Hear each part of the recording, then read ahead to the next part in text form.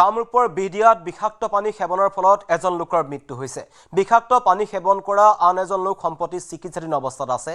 পানী সেৱন কৰাৰ লগে লগে সেই ঠাইতে মৃত্যু হ'ল ৰমজান আলী নামৰ লোকজনৰ। অতি সংকটজনক অৱস্থাত চিকিৎসাধীন লোকজনৰ নাম হৈছে ইছমাইল চৌধুৰী। ভুলবশতঃ লোক দুজনে বিষাক্ত পানী সেৱন কৰাৰ সন্দেহ কৰিছে স্থানীয় ৰাইজে। ঘটনাৰ সন্দৰ্ভত তদন্ত চলাই আছে বাইহাটা চাৰিআলি আৰক্ষী।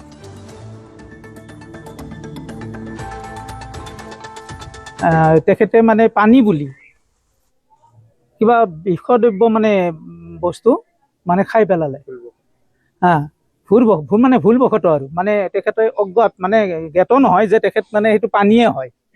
এনেকৈ খোৱাৰ পিছতে তেখেত মানে অচেতন হোৱাৰ পিছত আৰু এজন আছে ওচৰতে, তেওঁ তাৰমানে অচেতন হয়, তেওঁ চটবটাই থাকে, দুইজনে খাইছিলে। তাৰপিছতে তেখেতৰ নামটো ইছমাইল আলী, তেখেতৰ ঘৰ বিডিয়াতে। তেখেতৰ অৱস্থা এতিয়া অকণমান ভালৰ ফালে আহিছে হস্পিটেলত। এতিয়া এখেত মানে খোৱা জেগাতে শুই পৰাৰ পিছতে তাতে মানে লগৰীয়াবিলাকে চাই যে তেখেতৰ মানে একো নাই, চেন্সলেছ। তাৰপিছৰ পৰা আৰম্ভ হয় মেডিকেল যোৱা কিবা যোৱা, কিন্তু তেখেতক মেডিকেলত ডক্টৰে মৃত বুলি ঘোষণা কৰে। কি অনুমান হয় আপোনাৰ? অনুমান মানে এইটো মানে মালিকজনে, যিজন মালিক এজনৰ আণ্ডাৰত গৈছিল, মালিকজনে মানে এইটো মাখি মৰা ঔষধ বুলি কয়। কিন্তু মাখি মৰা ঔষধ আমি জানাততো মানুহে খালে নমৰে। এতিয়া যিটো বস্তু ওলাইছে মাখি মানে খেদা বা মাৰাৰ কাৰণে, তো এইটো মই অন্য দ্ৰব্য বুলি ধাৰণা কৰোঁ। মধ্যপ্ৰাচ্যত পুনৰ যুদ্ধৰ দামামা। 24 ঘণ্টাত ইৰাণত দ্বিতীয়টো আক্ৰমণ আমেৰিকাৰ। যুদ্ধবিৰতিৰ পাছত ইৰাণত আমেৰিকাৰ দ্বিতীয়টো এয়াৰ ষ্ট্ৰাইক। পুনৰ ইৰাণৰ মিছাইল আৰু ড্ৰোনৰ ঘাটিক লক্ষ্য কৰি আক্ৰমণ কৰিছে আমেৰিকাই। যুদ্ধবিৰতি উলংঘা কৰাৰ বাবে ইৰাণৰ ওপৰত আক্ৰমণ কৰা বুলি ঘোষণা কৰিছে ডোনাল্ড ট্ৰাম্পে। পুনৰ ইৰাণক নিশ্চিহ্ন কৰাৰ সকিয়নি ডোনাল্ড ট্ৰাম্পৰ। ইৰাণে শিক্ষা নল'লে সামৰিক অভিযানেৰে দমন কৰিবলৈ বাধ্য হ'ব বুলি মন্তব্য কৰিছে ডোনাল্ড ট্ৰাম্প।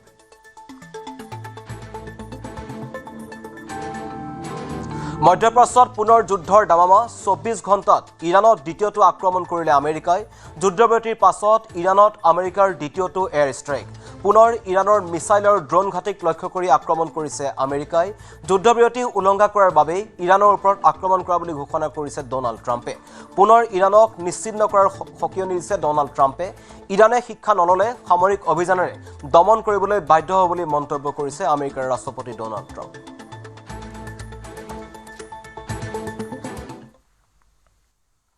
পাকিস্তানৰ কৰাচীত আত্মঘাতী বিস্ফোৰণ। গুলিস্তান জোহৰ অঞ্চলত পাকিস্তানী ৰেঞ্জাৰ্ছৰ মুখ্য কাৰ্যালয়ত শনিবাৰে নিশা সন্ত্ৰাসবাদীৰ ভয়ংকৰ আক্ৰমণ। আত্মঘাতী বিস্ফোৰণত নিহত হৈছে 4 গৰাকী পাকিস্তানী ৰেঞ্জাৰ্ছ। ইপিনে আত্মঘাতী বিস্ফোৰণত নিহত হৈছে 2 সন্ত্ৰাসবাদীও। পাকিস্তানী ৰেঞ্জাৰ্ছৰ মুখ্য কাৰ্যালয়ত বিস্ফোৰক ভৰ্তি বাহনেৰে খুন্দা মাৰিছিল এই সন্ত্ৰাসবাদী।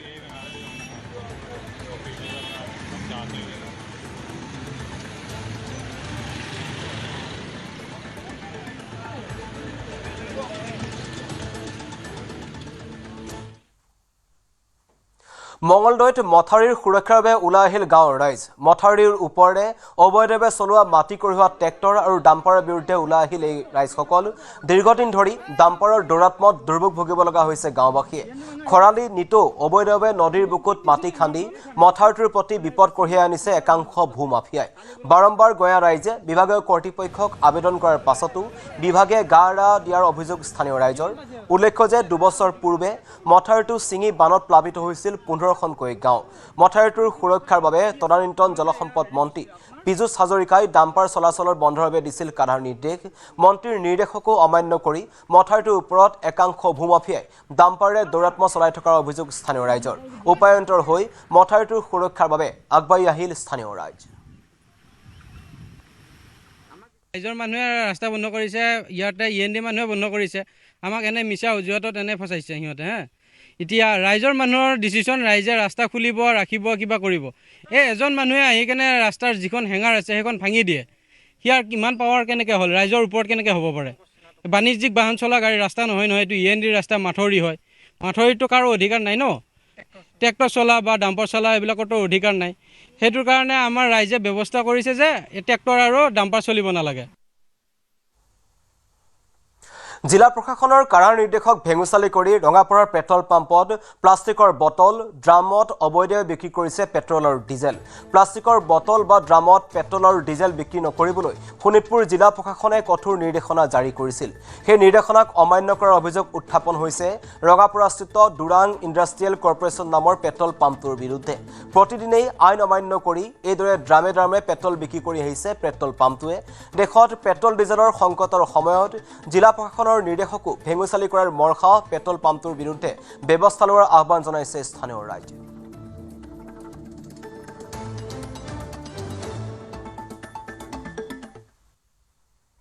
প্ৰধানমন্ত্ৰী নৰেন্দ্ৰ মোদীৰ মন কী বাতত মেঘালয়ৰ প্ৰসংগ। মেঘালয়ৰ সম্পৰ্ক মেঘৰ সৈতে, প্ৰকৃতিৰ নৈসৰ্গিকতাৰ সৈতে। প্ৰধানমন্ত্ৰীৰ মুখত মেঘালয়ৰ লিভিং ৰুট ব্ৰিজৰ প্ৰসংগ। মেঘালয়ত জীৱন্ত গছৰ শিপাৰে নিৰ্মাণ কৰা হৈছে দলং। প্ৰকৃতিৰ সৈতে মানুহৰ সহাৱস্থানৰ উদাহৰণ হৈছে living root bridge. Living root bridge এবছৰ বা কেইবছৰত সাজিব নোৱাৰি।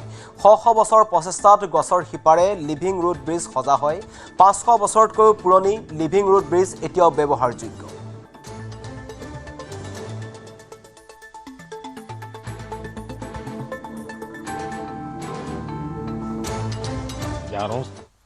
मेरे प्यारे देशवासियों, मेघालय की पहचान बादलों से है, खूबसूरत नजारों से है। जो मेघालय जाता है उसे वहां के लोगों का अपनापन भी लंबे समय तक याद रहता है। लेकिन मेघालय की एक और विशेषता है जिसकी मैं आज मन की बात में आपसे चर्चा करना चाहता हूं। ये है मेघालय के रूट ब्रिज। रास्ता वाला रूट नहीं, जड़ों वाला रूट।